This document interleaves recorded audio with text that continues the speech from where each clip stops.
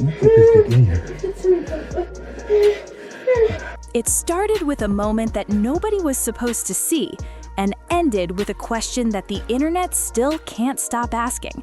Because when Shannon Sharpe hit that Instagram Live button, whether by accident or not, he didn't just go viral, he walked straight into one of the messiest, most talked about controversies of his entire career. Now, here's the thing.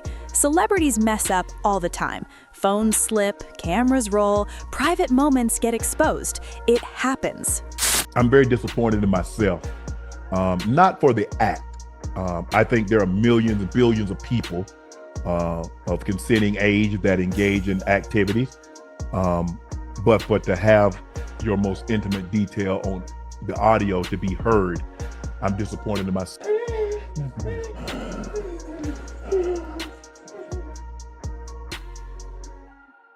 But what made this situation different wasn't just what people heard, it was everything that came after. Because instead of the story dying down, it got louder.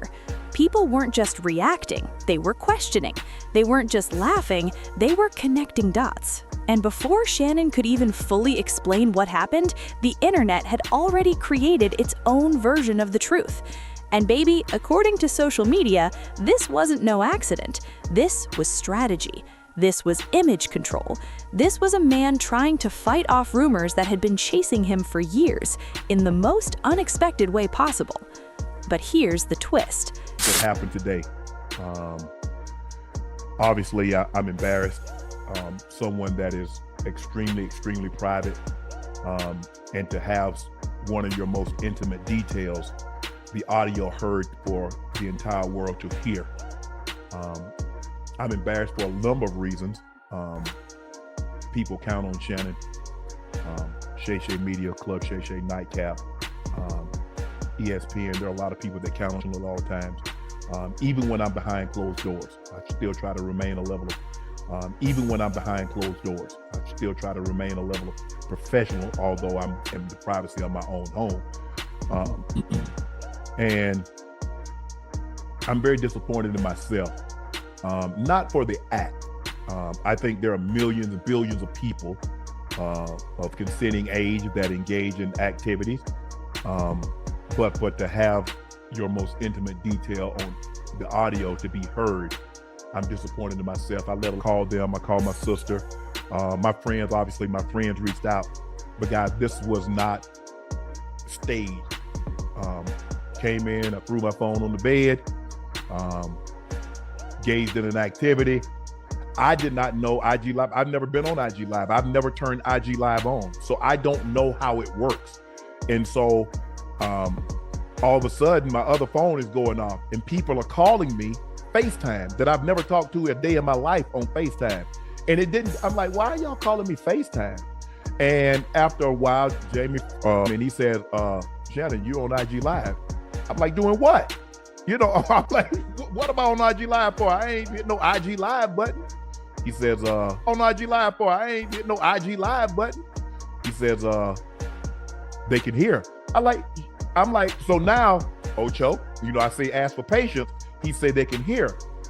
And now I'm starting to get agitated again because you called me and say I'm on IG Live when I know I didn't click myself on IG Live. And he said they can hear me. I said, hear me doing what? He said, it sounds like you were having sex. Man, my heart sank. It dropped. The more Shannon tried to explain it, the less people believed him, and what was supposed to clear his name might have actually made everything worse. Because now the real question isn't just what happened on the live, it's why it happened at all. And trust me, once you hear the full story, the past, the pressure, the rumors, and the reactions, you might start looking at this whole situation very differently. Because this ain't just about one viral moment. This is about reputation, pride, and a narrative that just refuses to go away. You know, there's always been talk around, you know, his preference as far as, you know, does he prefer men or women? All right. And so I noticed that over the last few years, people have been really coming hard for him.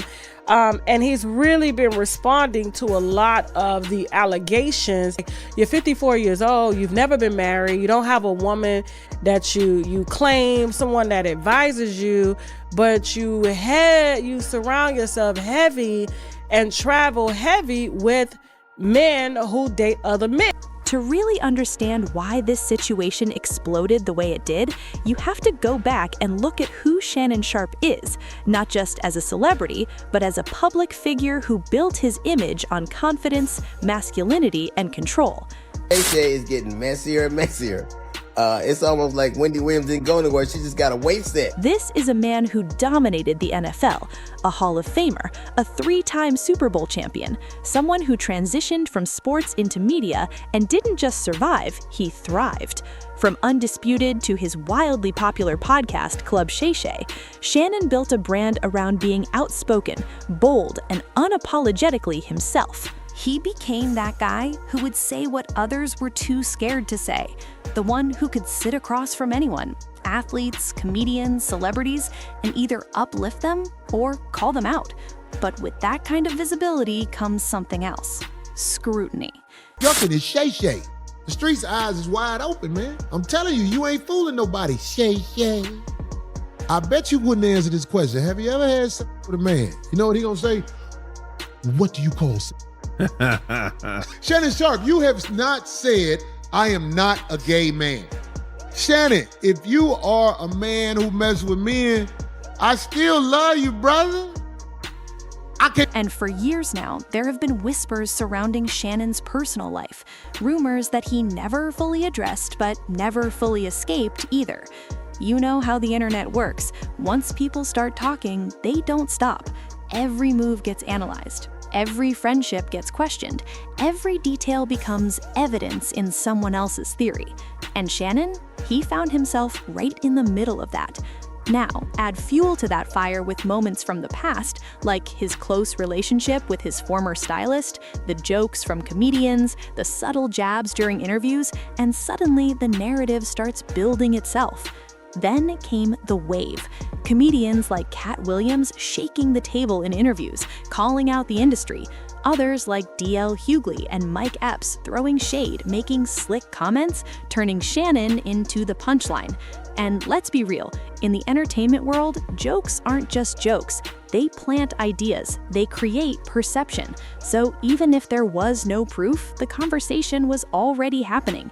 And Shannon, he kept pushing forward, acting like none of it bothered him. Shannon Sharpe called me trying to do an interview. I said, no, Medea, I ain't doing no interview.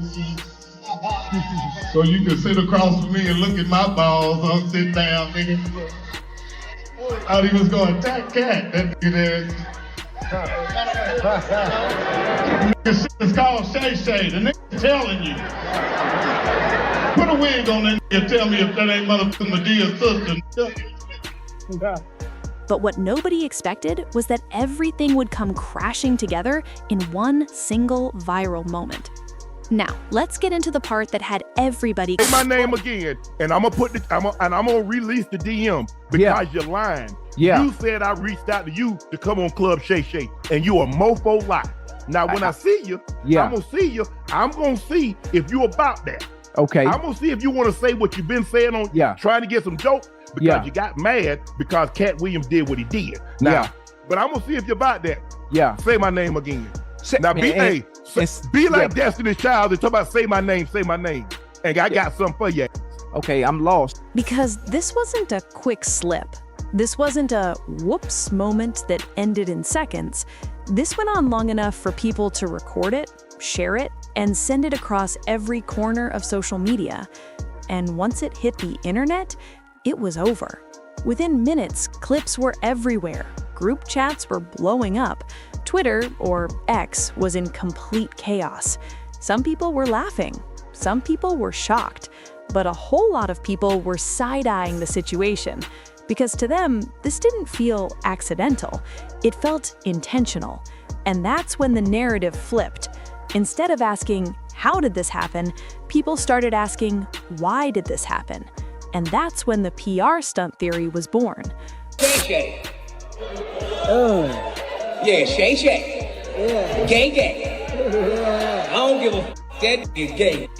That nigga sitting there with them tight ass pants on, with his balls and all up in Cat's face. And him and the cat kept looking the other way.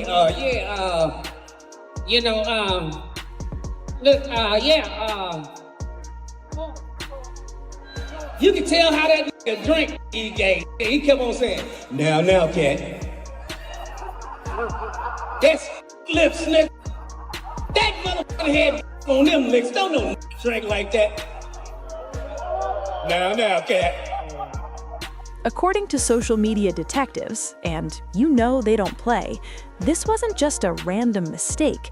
This was Shannon trying to prove something, trying to send a message, trying to shut down those long-running rumors about his sexuality once and for all. Because think about it, what better way, in the eyes of some people, to silence those whispers than to publicly, even accidentally, put yourself in a situation that screams, "See, this is who I am." They found out that Shannon is the hot thing. They using the same joke, but at some point in time, it's gonna get old and people gonna get tired of y'all saying that Shannon gay and Shannon this, and you're gonna have to get back to telling jokes. Now, please tell me you're not running out of jokes. But here's the problem. The internet didn't buy it, not even a little bit. In fact, it had the opposite effect. People started saying things like, "This feels staged." Others were like, "He's trying too hard." And then there were those who flat out said, "This made it worse." Because to them, authenticity doesn't look like that. It doesn't feel forced. It doesn't come with explanations that don't quite add up. And the more Shannon tried to clean it up, the more people picked it apart. First, he said he was hacked. That didn't land well. Then, he admitted it was him, but insisted it was an accident. Still didn't land. And just like that, the damage was done.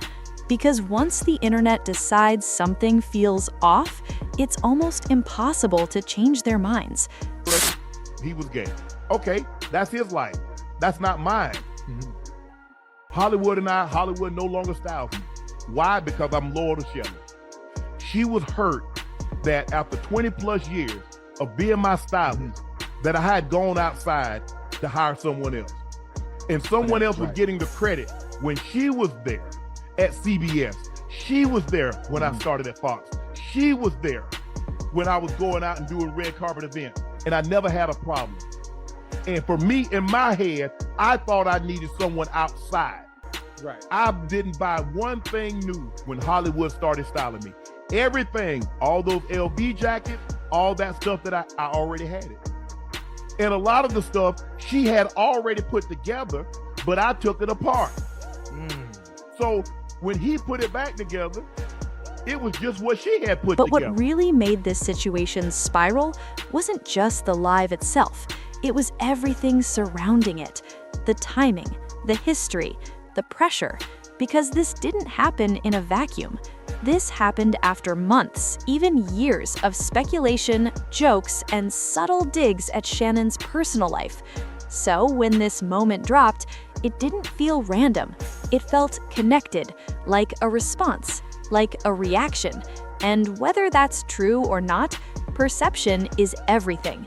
And in this case, perception turned into a full-blown storm. Because it's not just about what happened, it's about what people believe happened. And once that belief sets in, it sticks. Behind all the noise, all the jokes, and all the viral clips, there's still a human being at the center of this. A man who spent decades building his legacy. A man who fought his way from the NFL to media dominance. And in one moment, that image got shaken. Now, imagine waking up and seeing your name trending, not for your work, not for your success, but for something deeply personal that the whole world is now talking about. That's pressure. That's embarrassment. That's the kind of situation that can mess with your confidence, your relationships, even your sense of control. Because no matter how strong you are, nobody is fully prepared for that level of exposure. And the worst part? You don't get to pause it. You don't get to take a break.